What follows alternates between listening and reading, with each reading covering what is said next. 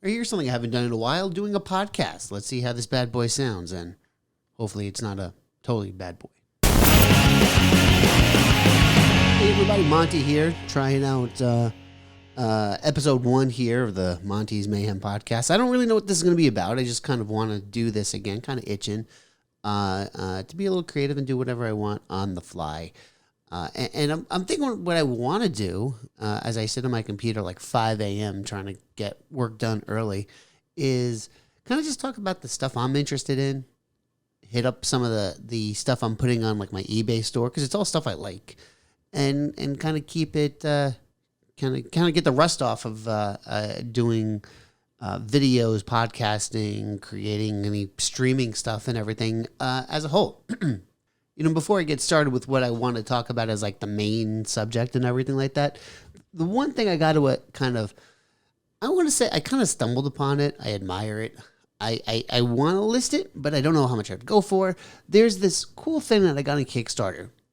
I'd have to look exactly on the date of when it happened. But there was a Kickstarter to essentially kick off a documentary for a restoration of the original Back to the Future DeLorean.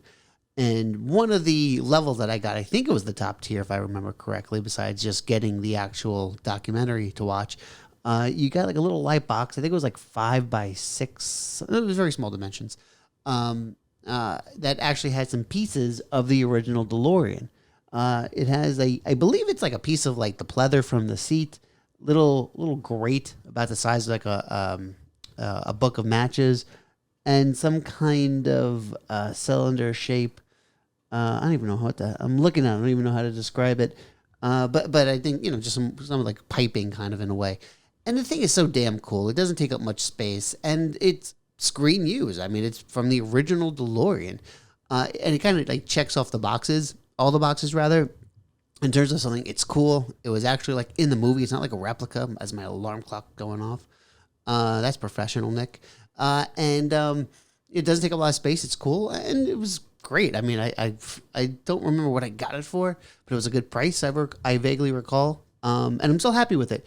But I kind of want to shop it around. But it's Back to the Future, and I'm very torn of what to do in the moment right now.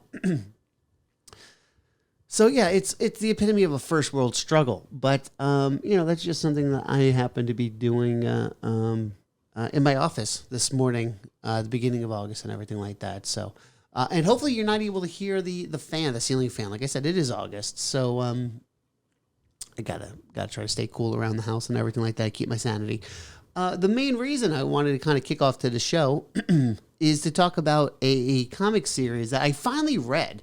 I absolutely loved it. I got sidetracked with the pandemic. There was I want to say probably like a half dozen comic stories, series, whatever you want to call it, that got sidetracked when the pandemic hit for me, that I kind of had to restart to kind of get back into the groove of everything. And one of which was DC's, from the Hill House Comics line, Basket Full of Heads. And my goodness, this was absolutely phenomenal. It had a lot of and I'm not going to put any spoilers out there, by the way, before I say anything. The Basket Full of Heads, it was 6 issues. I believe it was 6 issues, yes. That came out October of 2019. So right before Halloween, I think it actually hit the comic book stores and everything like that. And when the pandemic hit, I lost track. I think I read like the first 2 issues. I was a little bit behind, then it hit, and then just everything went kablooey in the world. Neither here nor there. This was an absolutely fantastic story. I don't like. It feels like it could be like an episode of like, I don't know, Creep Show, Tales from the Crypt, whatever anthology horror story you want to go with. It had the background of horror. Can I say Norse mythology? A little bit of mythology, I guess, maybe. A dash, we'll call it, not full up blown. Has some dark horror, so a little bit of that kind of dark comedy thing, if you're into that. simplistic drawings. Like it wasn't, it wasn't like amazing splash pages, but it was just a very beautiful, well done pieces of artwork from beginning to end. It just flowed. Everything matched up with the story, with the timeline. The one thing I will say is this story takes place in, I believe it was the early 80s, if I recall correctly. I guess I should start doing these things when I do them. Have everything open, ready to go, and everything like that on my tablet. So as I'm recording on my computer, but if you don't like horror, it's still worth it. There's a mystery that's going on the island. Semi whodunit, semi detective work kind of story. And it's a nice twist and suspense along the way. It just, I don't want to say it's for horror fans. I don't want to say it's for murder mystery fans or anything like that. It's just a damn good story, I believe, an original story. So we can all use a little bit of that, to be totally honest with you. I'm a fan of some of the Joe Hill comic stuff that he's done, and this definitely has to go along with it. Now, if you're a digital person, if you're an original comics person, I don't really think it matters. It just flows quite nicely. And honestly, it's not even something you have to wait till Halloween. Like some people, they only like to watch the horror movies around October or anything like that. There's a nice kind of like summer storyline that goes along to it. So as I'm recording this, like I said, beginning of August, totally makes sense to just kind of give it a shot now. Doesn't really matter, to be honest with you. Give it a shot. I think it's going to make you want to buy. I know Joe Hill didn't write, all of those, the Hill House comics, but I think it's going to make you want to at least inquire about some of the other ones that dropped as an absolute whole. But this was an absolute fun blast. I don't think this is one of the things that's going to be turned into like an investment kind of comics. Like you don't have to have them. So if you do go digital or trade, I think it's fine. It's not that big of a deal, but it's a lot of fun. And again, it's so hard. This was one of those stories where it's very hard to summarize without putting any spoilers whatsoever. So you're going in as blind as possible.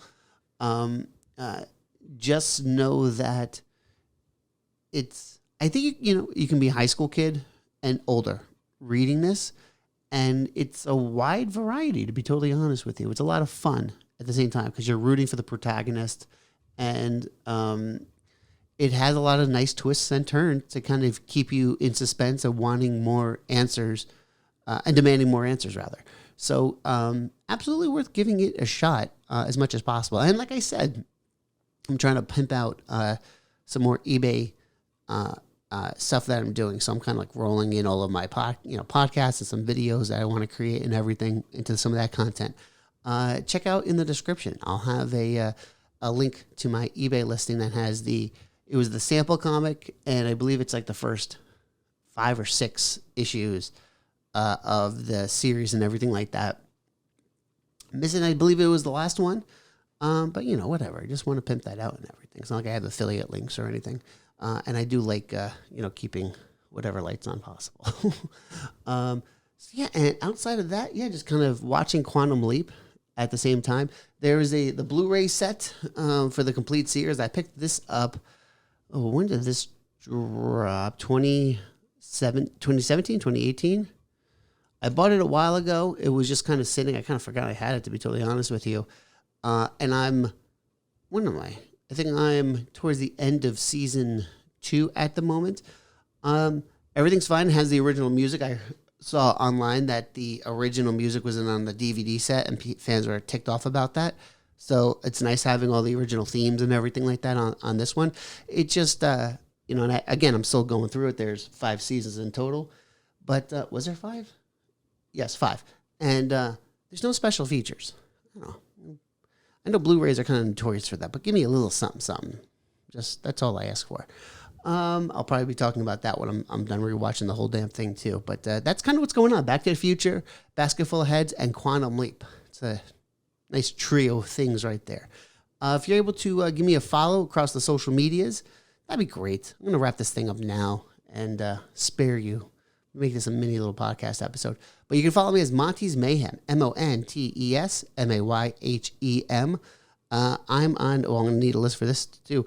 YouTube, eBay store, Facebook, Instagram, Snapchat, Threads, Twitter. Chances are that's where I'm at and everything like that for the most part. Hopefully this wasn't too painful. Hopefully I can start to do some of these things a little bit more often. Kind of ease my way back into kind of creating things because I miss it. And we'll go from there. Until then, guys, have a good one. Take it easy. Bye-bye.